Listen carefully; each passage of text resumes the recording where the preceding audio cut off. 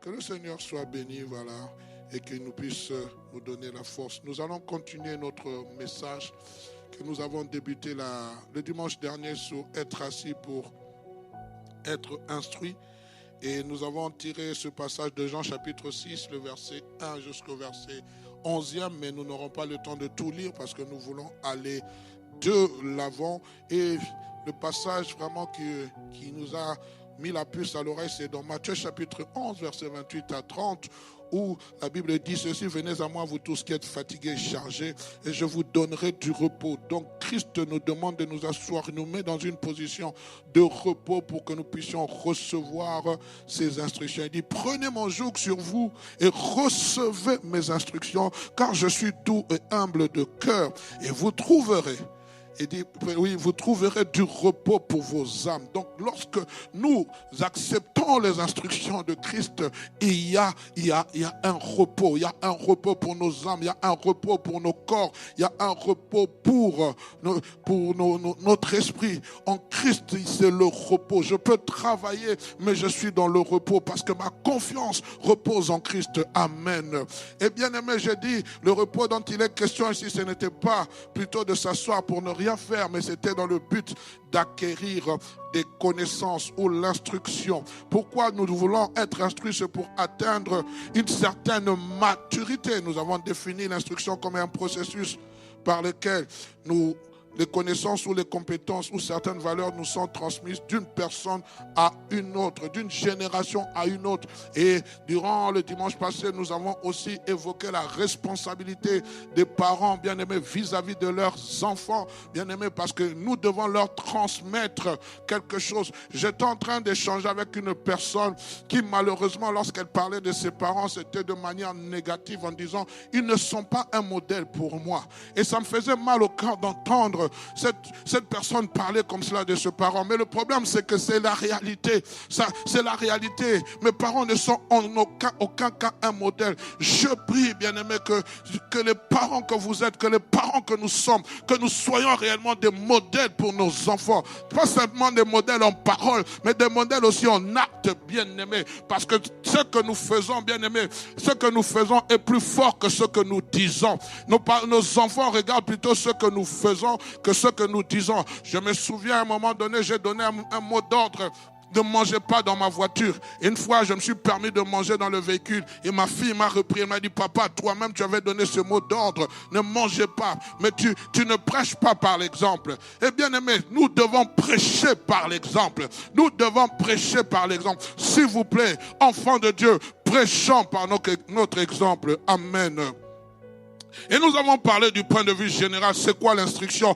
Nous avons parlé de 3 aspects qu'impliquait l'instruction. D'abord, la transmission des connaissances théoriques et pratiques. Nous avons parlé de Christ qui s'asseyait pour transmettre les connaissances aux disciples. Mais non seulement il est en train de les transmettre de manière théorique, mais à un moment donné, il va les dire: faites maintenant valoir ce que je vous ai appris. Amen. Faites valoir ce que je vous ai appris. Et nous avons parlé, bien aimé, de cette instruction que l'instruction aussi amenait le développement des compétences.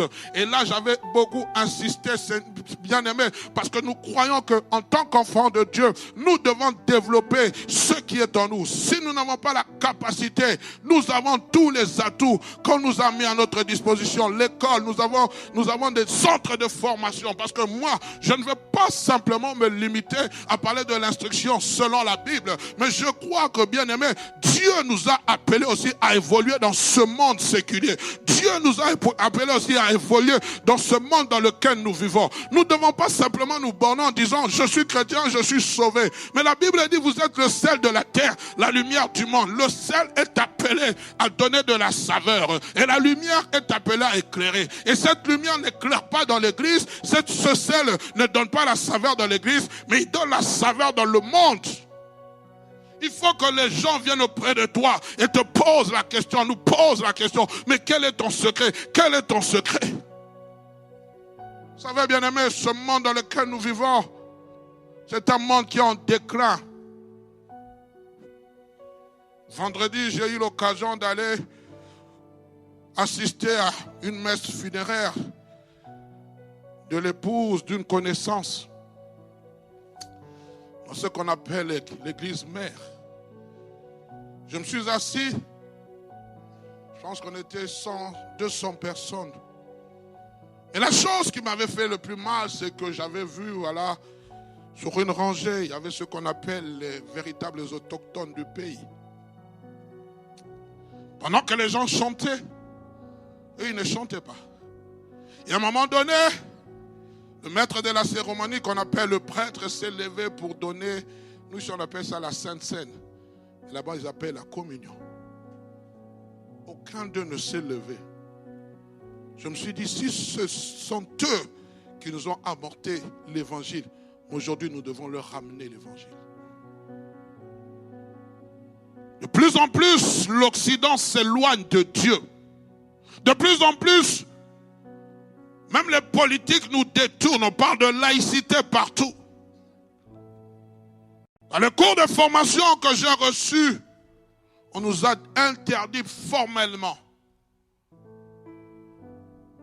de nous dresser contre tout ce que l'État reconnaît comme étant juste et droit, de peur que vous ne soyez traduits en justice. Aujourd'hui, parler de contre l'homosexualité, vous serez traité d'homophobe. Il faut vous abstenir. Et où est passée la liberté lorsque vous me privez de ma propre liberté d'expression? Il n'y a aucune différence avec un pays africain où on vous empêche de dire la vérité. Mais là, on a trouvé une autre porte de sortie en disant non, c'est l'homophobie. Quand tu parles contre, c'est-à-dire que je ne suis pas contre, je les aime. Et ce que je suis contre, c'est la pratique de ce péché.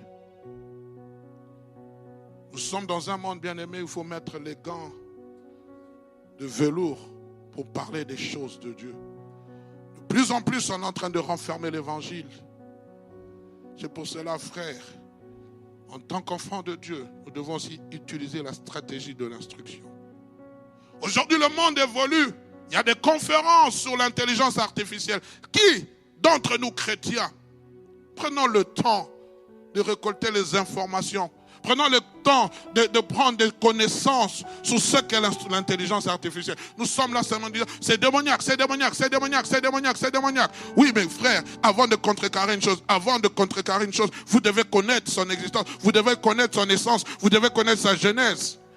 Formons-nous, frères et sœurs. Même dans cette église, nous devons nous asseoir, parler sur l'intelligence artificielle. Quel est son apport dans ce monde actuel? Son apport positif et son apport négatif. Je me suis amusé, si je peux utiliser ce terme, parce que j'avais vu une émission, je pense en France, un jeune garçon d'une trentaine d'années qui a créé son site, aujourd'hui il est courtisé par le milieu français. Il est en train de développer l'article. Donc de 1000 euros, il est maintenant millionnaire. L'armée. La défense s'intéresse à j'ai oublié son nom. Je suis allé sur leur site, j'ai regardé. Il y a un endroit où vous pouvez chatter. Il suffit seulement que vous tapez. Je me suis amusé. J'ai écrit simplement prédication biblique. Vous tapez, ça vous fait sortir tout. Tout. Si tu veux parler de, je ne sais pas, de Jacob, ça vous donne tous les passages de Jacob. Ça vous parle de Jacob, la force de Jacob, la faiblesse. J'ai dit, mais on n'a plus besoin de réfléchir. On n'a plus besoin de faire des recherches. On n'a plus besoin. Il suffit, je ne vous donne pas des tuyaux pour aller faire ça. Mais c'est la réalité aujourd'hui. Oui, on peut rire, mais c'est la réalité.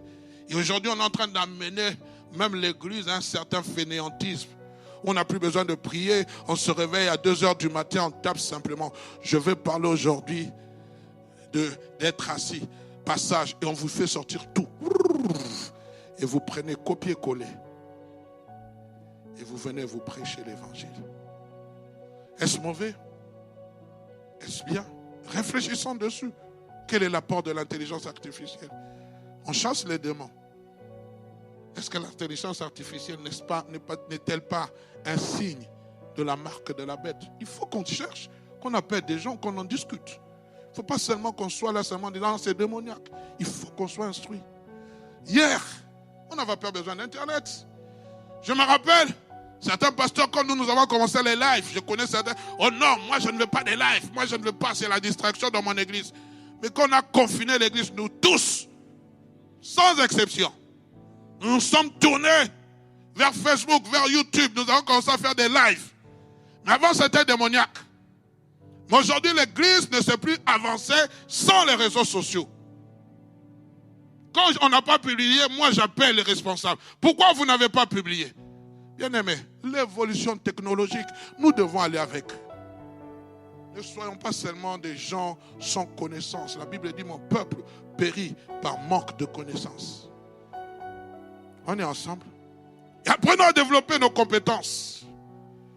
J'en suis dit, bien aimé, la troisième des choses, c'est que l'instruction du point de vue général nous apporte de formation du caractère et de certaines valeurs.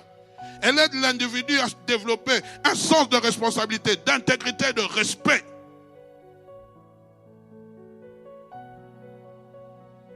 Vous savez, bien aimé, nous sommes dans un monde où nous devons être instruits. Quand je parle d'instruction, je ne veux pas simplement dire que nous tous, nous devons passer par les bancs de l'école et avoir des grands diplômes. Ce n'est pas mauvais. Mais il y a des gens, bien aimés, qui peuvent s'instruire différemment.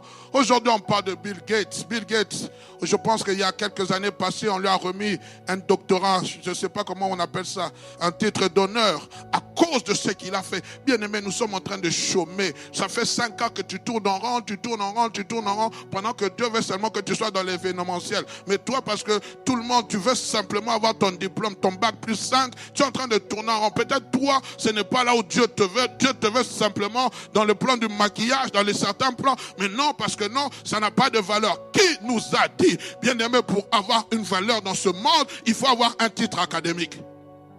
Bill Gates. Qui vous a dit, bien aimé? Qui vous a dit? Je ne dis pas que je suis contre les études. J'encourage les gens à étudier. Mais il y a des gens dont leur destinée ne sont pas les études. La destinée, c'est l'entrepreneuriat. La destinée, c'est la créativité. La destinée, bien aimé, c'est avoir une intelligence. Aller sur le site internet, acheter quelque chose à 5 € et le revendre à 10 €. Ça aussi, bien aimé, c'est l'intelligence. Tu peux t'instruire dans ce domaine-là. Comment on appelle les ventes en ligne et les achats en ligne? E-commerce, hein? C'est e-commerce. Ah, je connais quand même. Tu peux te développer dans le e-commerce. Tu peux te rentabiliser, bien-aimé. Plus tu as de nombre de vues, plus les publicitaires t'accrochent. Il y a des gens qui se font de l'argent à cause de ça. Mais quand vous regardez leur nombre de vues, de bêtises. Toi, tu as l'intelligence et la sagesse divine, tu ne fais rien. Je m'adresse de ce côté ici, pourquoi je ne sais pas. Tu ne fais rien. Nous ne faisons rien. Je parlais avec un frère. Je pense que c'était hier. Il me parlait de son entreprise qu'il avait montée au pays. L'entreprise de... C'était encore quoi encore? De crème. La crèmerie. Fait maison. Je lui ai dit, mais comment tu fais? Il m'a dit, non, c'est ma soeur qui m'a montré comment faire la crème. J'ai dit, mes frères, ce sont des choses, on peut se retrouver si on réfléchit comment faire la crème.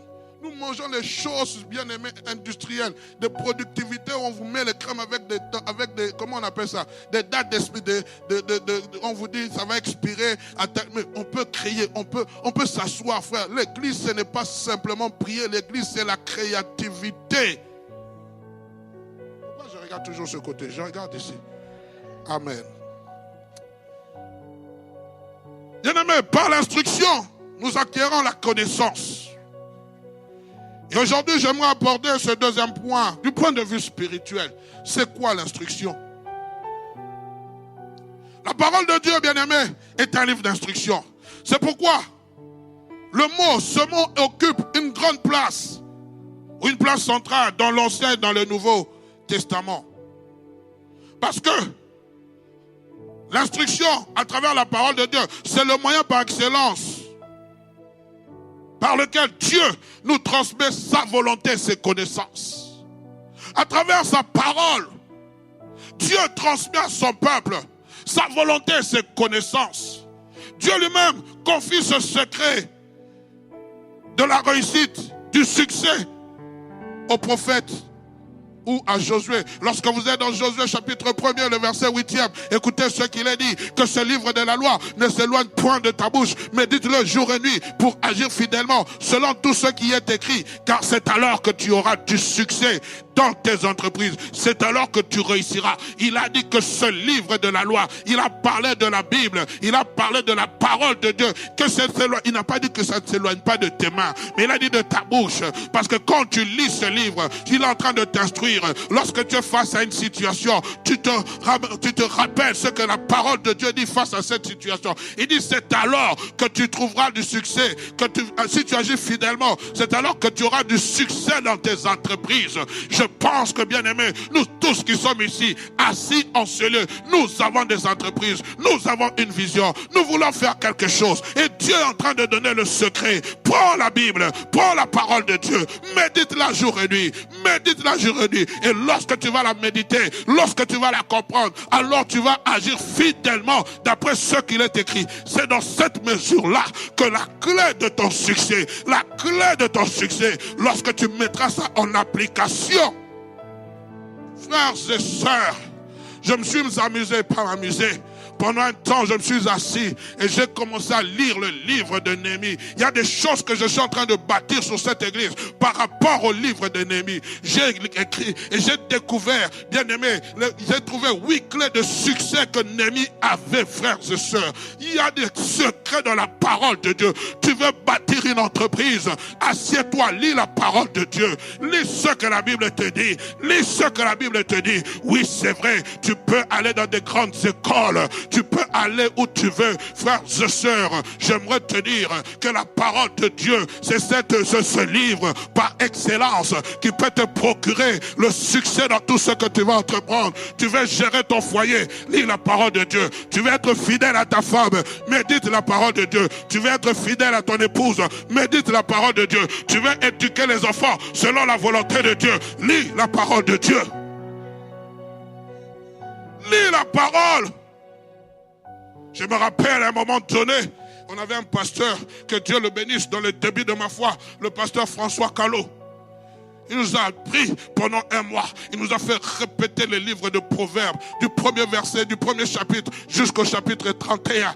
Il a dit pendant un mois, lisez-le, lisez-le, lisez-le. Vous voulez acquérir la connaissance, vous voulez acquérir la sagesse, vous voulez acquérir l'intelligence, lisez ce livre. Pourquoi? Parce que c'est un sage qui a écrit. C'est un homme intelligent qui l'a écrit. C'est un homme qui a prié. Que Dieu lui donnait la sagesse et l'intelligence. Dieu lui a dit, hormis ce que tu m'as demandé, je t'accorde aussi la richesse. Donc tu veux devenir riche. Lis la parole de Dieu. On est ensemble. Selon la Bible, l'instruction englobe aussi l'apprentissage des connaissances que nous recevons. Il ne s'agit pas simplement, bien aimé, de les apprendre, mais aussi de savoir utiliser, les pratiquer, les choisir. Donc cette Bible aussi que je suis en train de maîtriser, cette Bible que je lis, je n'aimerais pas utiliser le mot Bible parce que beaucoup diront que ça ne se trouve pas dans les Saintes Écritures. Alors j'aimerais dire la parole de Dieu. La Bible, ce n'est qu'un condensé de 66 livres.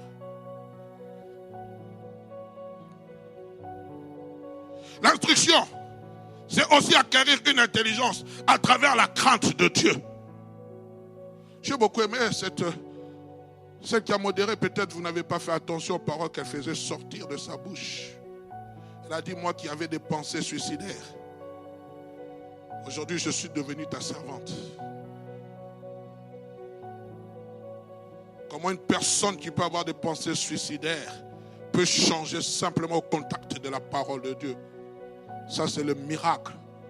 Au contact, au commencement, était la parole et la parole était avec Dieu. Cette parole change, frère. Quand j'ai rencontré Jésus, personne ne m'avait dit d'abandonner la cigarette. Au contact de la parole, j'ai laissé tomber la cigarette. Oui, toi qui es un fumeur invétéré, tu peux laisser tomber la cigarette. Oui. Oh, pasteur, c'est mauvais. Ton corps est le temple du Saint-Esprit. Je fumais, frère. Je n'ai pas honte de le dire. Si je le dis, c'est pour la gloire de Dieu, pas pour me faire voir. Mais j'ai laissé tomber là où ma mère a échoué, là où la chicotte a échoué, là où la punition a échoué. La parole de Dieu a pu faire quelque chose.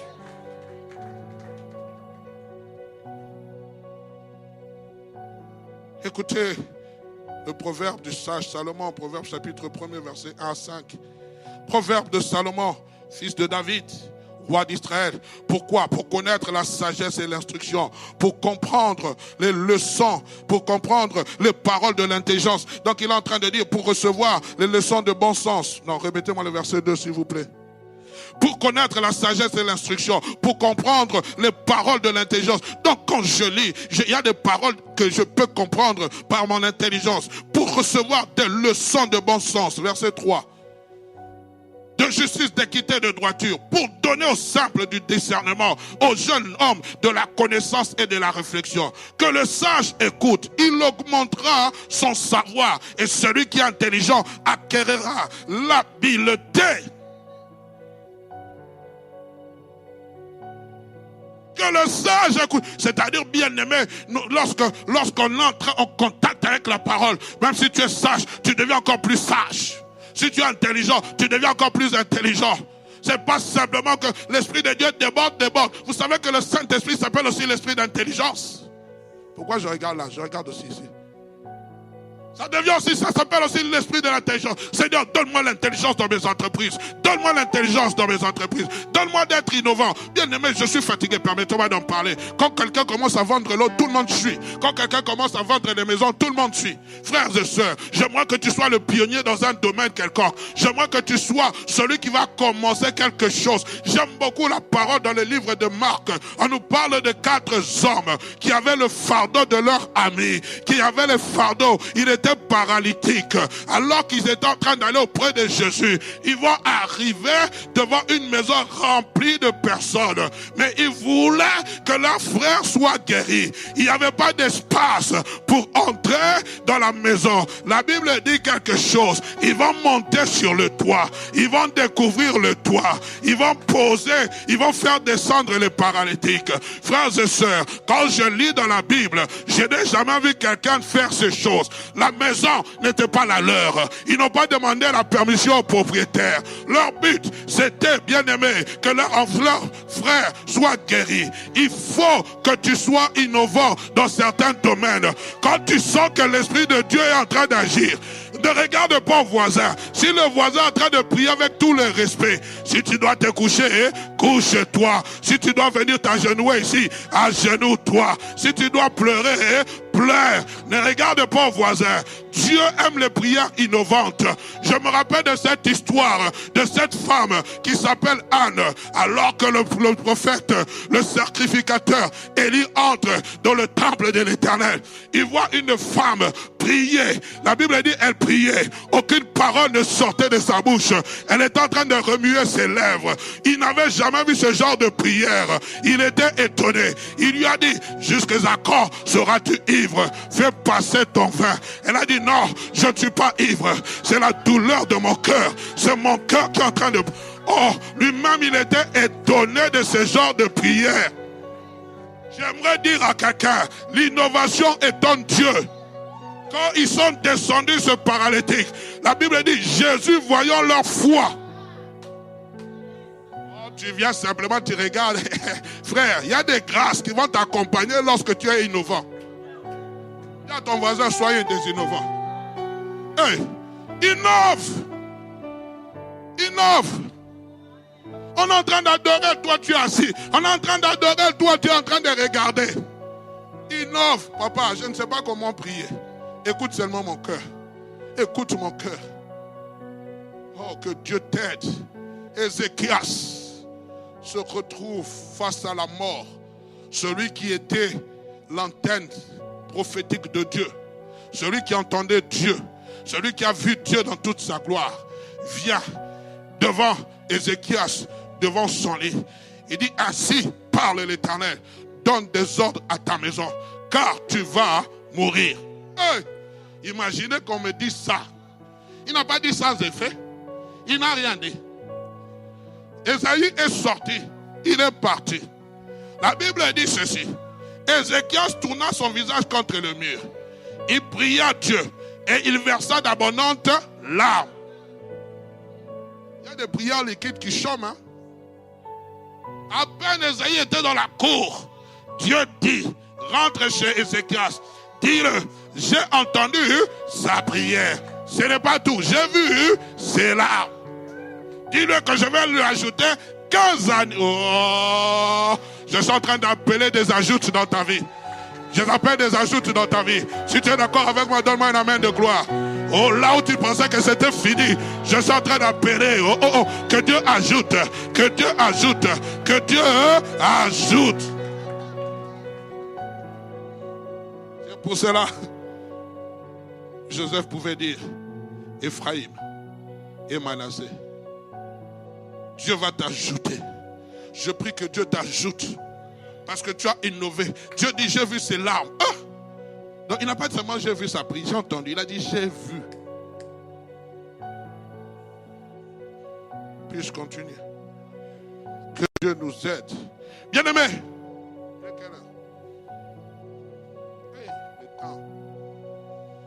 Dieu est notre premier instructeur. C'est Dieu qui nous instruit, bien-aimés. J'ai beaucoup aimé la prière de notre frère Jérémie cette semaine. Il a pris le passage que je méditais la nuit. Écoutez ce que Dieu dit dans le psaume 32, verset 8. Je t'instruirai et je te montrerai la voie que tu dois suivre. Je te conseillerai et j'aurai l'œil sur toi. Il dit, je t'instruirai. Bien aimé, l'instruction divine, l'instruction de Dieu n'est pas à négliger dans la vie d'un chrétien. Car lui-même s'engage personnellement à le faire. Et dans ce passage, j'ai souligné 4 choses. La première des choses, Dieu, bien sûr, il dit, je t'instruirai, c'est-à-dire, je vais te communiquer mes connaissances. Et Jean-Baptiste va donner un principe important. Lorsque vous êtes dans Jean chapitre 3, le verset 27, il dira ceci, un homme ne peut recevoir que ce qui lui a été donné d'en haut ou du ciel. C'est-à-dire que les connaissances que Dieu te donne, ce ne sont pas des connaissances blablateuses. Ce sont des connaissances qui viennent du ciel. C'est-à-dire les connaissances célestes, Dieu te les communique. Il communique cela à ton esprit. Il communique cela. Il veut que tu puisses comprendre les réalités du ciel. Et pour cela, lorsqu'on est venu arrêter Christ, il n'a pas paniqué.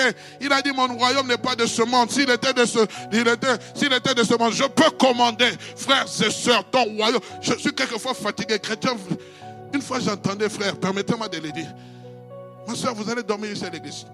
Ici à l'église seul. Où, frère? Mais à l'église ici, il y a les anges. Toutes les prières qu'il faut monter, à moins que tu sois sorcier, sorcière. Mais les anges sont là. Moi, je dors ici, je ronfle calmement. Je dors à l'aise. Mais toi, il suffit qu'on te laisse dans une pièce seule. Tu as peur. Frères et sœurs, celui qui est avec toi est plus fort que celui qui est dans le monde. Je fais la prière qu'Élisa avait fait à son serviteur. Seigneur, ouvre-lui les yeux pour qu'il voie. Tu chasses les démons, mais tu as peur de dormir seul. Tu as déjà vu un démon? Comment tu chasses les démons? Tu connais comment ils sont horribles? J'ai dit de dormir. Une fois, j'ai dormi seul. Je vous avoue, j'ai entendu seulement tout, tout, tout. Le vent frappait à la fenêtre. J'ai dit au nom de Jésus, je dors en paix. Alléluia. Il dit, je te montrerai. C'est-à-dire, je te ferai voir, je te ferai connaître. Il dit, je te montrerai quoi? Je te montrerai la voie que tu dois suivre. Je serai ton GPS. Vous savez, frère, aujourd'hui, vous avez Waze, vous avez tout ça. Vous avez TomTom. Comment on peut placer notre confiance à un GPS? Tu veux aller à Lille, tu veux aller à Lyon. 600 km. Donc, quand tu appuies seulement, surtout avec Waze, Waze te montre même, si tu veux, il y a des routes secondaires, il te montre, voilà, il y a des travaux. Et j'ai dit, Seigneur, mais on est espionné partout. Dernièrement, j'étais en train de suivre sur les réseaux sociaux. On a pu élucider un meurtre grâce à Google. Donc, la voiture de Google est en train de passer. Elle est en train d'enregistrer les informations. Et puis, les enquêteurs étaient en train de chercher la disparition de quelqu'un. Et comme par hasard sur Google avait filmé un monsieur prendre un sac, mettre dans le coffre de la voiture. Et grâce à Google, on a pu résoudre le problème. Comment on peut prendre un GPS et aller jusqu'à Lyon et faire confiance au GPS? Qui t'a dit de faire confiance au GPS? Qu'est-ce qui te rassure que le GPS ne te ment pas? Si tu as confiance au GPS, pourquoi tu n'as pas confiance en Dieu? Quand Dieu te dit, je te montrerai, oh non, dans les choix de mariage, Dieu, non, mais dans les choix de mariage, là tu vas au mariage, Dieu, le GPS te conduit jusqu'au mariage. Dans ton propre choix, tu refuses que Dieu puisse te conduire. Dans ce que tu veux faire, tu refuses que Dieu te conduise. Et tu prends le GPS. Même pour venir à l'église, d'autres prennent le GPS. Ça fait 10 ans qu'il vient à l'église, mais il a besoin du GPS. Et vous savez ce qui est merveilleux? C'est que les frères comme Samuel utilisent aussi les GPS quand ils prennent le métro. Parce que quand vous avez une adresse, on vous dit prendre le bus 34, vous descendez, vous prenez, vous faites 5 minutes à pied, vous partez, vous changez. Oui, frère, non? Tant que tu n'as pas de voiture, le GPS est indispensable. On peut continuer. Et il dit ceci, je te conseillerai, c'est-à-dire je te donnerai des avis. Dieu est un bon conseiller. Il te donne des avis, favorables ou pas. Vous savez, frère, quelquefois nous prions, Seigneur, dis-moi, qu'est-ce que tu veux que je fasse? Quand Dieu te répond, tu dis, ça c'est la voix du diable. Parce que tu attends simplement qu'il te dise selon ce que tu... En fait, tu as déjà une réponse préparée. Mais tu attends seulement que Dieu dise, voici, ah non Seigneur, ça c'est pas là. Moi je veux cette réponse-là. Jean-Jacques Matthieu. Seigneur, montre-moi qui je dois choisir. Mais ton cœur est déjà vers Matthieu. Dieu te dit Jacques. Toi tu dis non, non Seigneur, c'est Matthieu. Mais Dieu te dit, moi je connais mieux que... Non, non, moi c'est parce que Matthieu il est bling bling. Matthieu s'habille comme j'aime. Matthieu parle un français comme j'aime. Comme Matthieu il m'amène. Lui il m'amène pas au quick. Lui Matthieu m'amène dans des grands restaurants. Lui Jean, il m'a dragué dans un quick. L'autre là c'était en pleine rue dans l'arrêt de bus. Moi j'ai aimé parce que lui il a une voiture pimpon neuf. Lui il a encore avec, comment vous appelez ça, les trottinettes. Lui encore c'est un étudiant qui n'a pas d'avenir.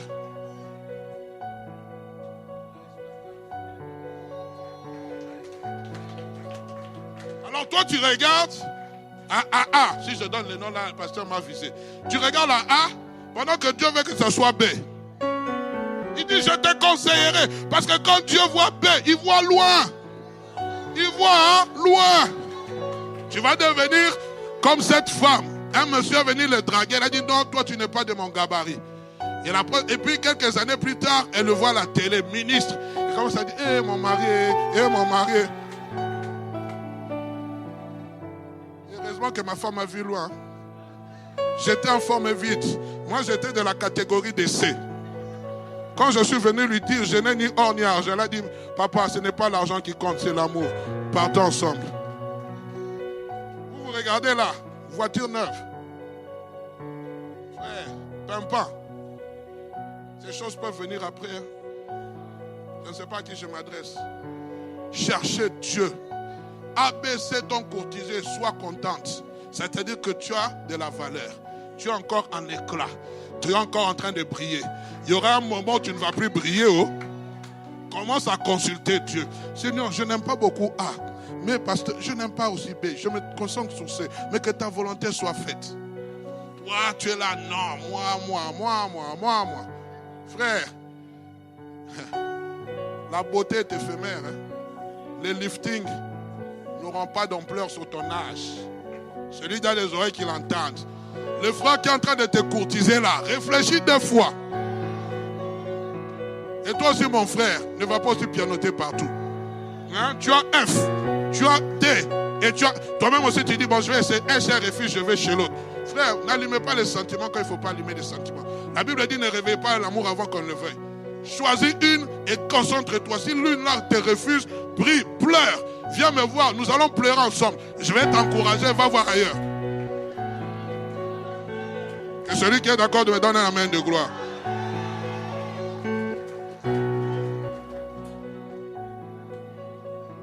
Tu pianotes. Et vous savez, frère, c'est pas mon... mais il faut qu'on parle quand même.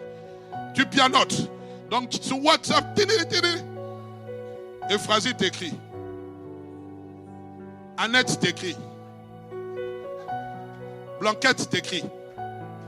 Alors ça arrive ensemble. Comment tu vas? Au lieu d'écrire à Euphrasie, je vais bien. Tu dis, tu penses que Euphrasie c'est Blanquette. Blanquette, je vais bien. Dis, moi je ne m'appelle pas Blanquette. Hey! Confusion. Ça c'est un conseil de Dieu pour te dire que tu es en train de t'embrouiller. Je me limite là, la suite dans les grands jeux. Il dit, j'aurai l'œil sur toi, c'est-à-dire je veillerai sur toi, je serai ton protecteur. Et vous voyez bien aimé, ce n'est pas simplement le fait que Dieu nous instruise, mais il va encore plus loin. Non seulement il t'instruit, bien aimé, j'étais tenté de dire, le matin quand je me suis réveillé, je voulais dire Dieu mon majordome, mais j'ai trouvé que majordome c'était trop. J'ai dit Dieu ma nounou. Vous connaissez les nounous, non? Les nounous s'occupent des enfants de A à Z. Ah, frère, quelquefois vous pouvez adorer comme ça. Dieu, tu es mon nounou. Tu prends soin de moi. Vous savez, il y a des nounous qui vous ont connu à l'âge bas. Et même lorsque vous avez 15 ans, elle est toujours avec vous. Vous ne l'appelez même plus nounou, vous commencez à l'appeler maman. Et Dieu est celui qui sait nous prendre en charge comme une nounou. Il y a des adorations quelquefois. Et bon Seigneur, je t'aime parce que tu viens seulement comme un petit Seigneur, tu es mon nounou. Et Dieu est content parce qu'il est excité, so exciting.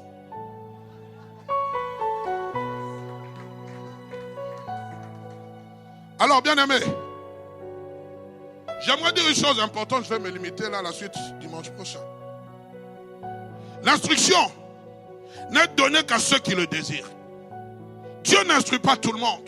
Il instruit ceux et celles qui le désirent. Pourquoi?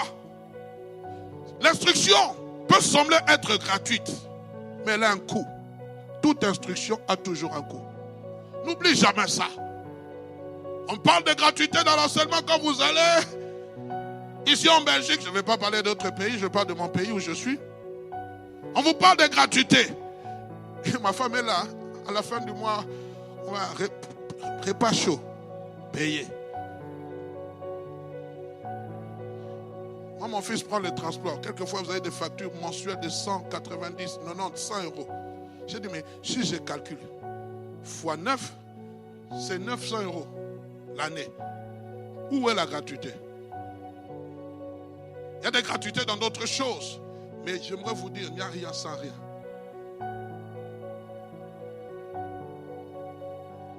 On pense que l'instruction est gratuite. Pour l'instructeur, celui qui transmet le savoir-faire, au-delà de ce qu'il est en train de transmettre, pour transmettre ce savoir-faire, il ne vient pas, il ne se réveille pas en disant, bon, aujourd'hui je vais vous enseigner, frère. Je prends mon cas.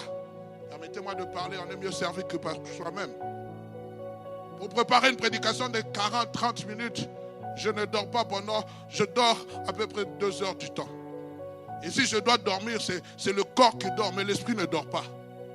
C'est pour cela, souvent, dimanche après le culte, la première des choses, quand j'arrive à la maison, je dors.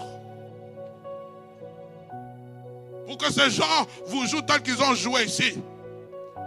Ce n'était pas une mince affaire. Ils ont mal joué, hein. Le frère Jean-Marc a raté. Ils sont venus hier, de 13h à 16h. Et celle qui a... Pardon? Vous voulez que j'ajoute? Officiellement, c'est 16h. Bon, disons 17h. Et celle qui a modéré hier, je l'ai vu venir à 11h. Prier avec l'intercession. Pour 30 minutes. Il y a un prix à payer. Il y a un prix à payer. Pour simplement 35, combien? 45, hein? 45 minutes, quelquefois je vous fais faire 1 heure. Il y a un prix à payer. Pour 1 heure. 1 heure. Il y a 10 heures, 6 heures de répétition. Pour 1 heure. Il y a le temps de sacrifice. Il y a le temps de préparation. Il y a le temps de recherche. Il y a le temps de prière. Et pour ceux qui reçoivent l'instruction comme vous, il y a aussi un temps de sacrifice. Le sacrifice de sa personne. Tu te réveilles pendant la semaine. Pour ceux qui travaillent, vous vous êtes réveillés 5 heures, 6 heures, 7 heures, je ne sais pas. Et puis on vous dit dimanche, c'est le jour du repos. Bon. Souvent ce sont nos femmes qui nous réveillent. Chérie, on est en retard. Chérie, s'il te plaît, on est en retard. Il y aura un temps ici à l'église, les places seront tellement manquées, les gens vont comme ça se précipiter. On est en retard. Donc c'est-à-dire que pour arriver ici à 10h30, il faut qu'à 8h tu sois debout. Mais pendant la semaine, tu t'es réveillé à 7h, 5h. Tu as besoin d'allonger ton sommeil. Mais c'est un sacrifice, frère. Et tu viens ici, tu ne changes pas. Réfléchis un peu. Tu viens pendant 2 heures. Il y a un homme qui est en train de vociférer comme moi. Il y a des gens qui sont... Toi, tu ne changes pas. Quand tu rentres chez toi, tu recommences tes mêmes bêtises. Tu vas voir Annette, tu vas voir Blanquette, tu vas voir je ne sais pas qui. Pendant qu'on dit que sois marié à une seule femme. Donc, pendant 2 heures, moi, je me suis époumoné à te dire ça. Toi, tu ne changes pas. Il y a un problème? Donc, ton temps de sacrifice est nul. Donc, lorsqu'on va sur la cote de 10, au lieu de même tu es 5 sur 10, 4 sur 10, tu as 0. Tu as 0. Frère, je suis en train de vous parler librement. Comment moi je peux quitter chez moi le matin? J'ai repassé mes habits. Je me suis fait beau. Je suis allé chez le coiffeur me coiffer. J'ai ciré mes chaussures. J'ai préparé mes enfants. J'arrive ici. Quand je sors, tout ce que j'ai dit, c'est... Qu'est-ce que le pasteur là aussi, il exagère. Il a parlé d'Annette. Lui, il ne voit qu'Annette. Lui, ne voit pas autre chose. Frère, je ne vois pas autre chose. Si le Saint-Esprit te dit d'abandonner cette femme, abandonne-la. Ce n'est pas ta femme. Le sacrifice d'attention. Pendant 2 heures, tu es concentré. Pendant que Real Madrid est en train de jouer, toi tu es ici. On connaît le véritable. Hein? Pendant que Barcelone joue, toi tu es ici. Et à un moment, tu entends ça, wow, tu commences à regarder sur ton téléphone. Sois concentré, frère. C'est ici qu'il y a le grand match. Le match de ta vie est en train de jouer. Ici, il y a plus que Real et Barça. Ici, il y a la vie et la mort. Et quand on est en train de t'enseigner, c'est pour que tu aies la vie. Donne-moi un amen de gloire. Si tu es de Barcelone, donne-moi un amen de gloire. Si tu es de Real, donne-moi un amen de gloire. Si tu es de Paris Saint-Germain, donne-moi un amen de gloire. Vous allez en 8e de finale, vous allez vous arrêter là.